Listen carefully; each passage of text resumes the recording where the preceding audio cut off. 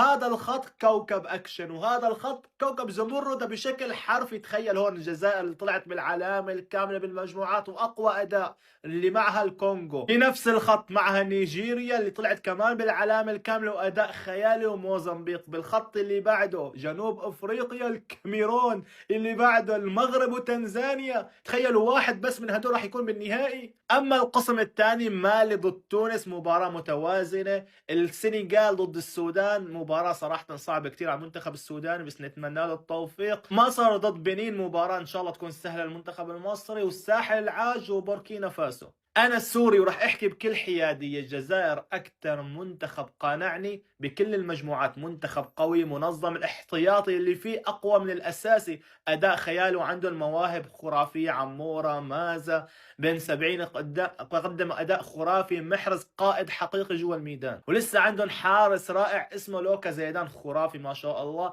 أنا صراحة أتمنى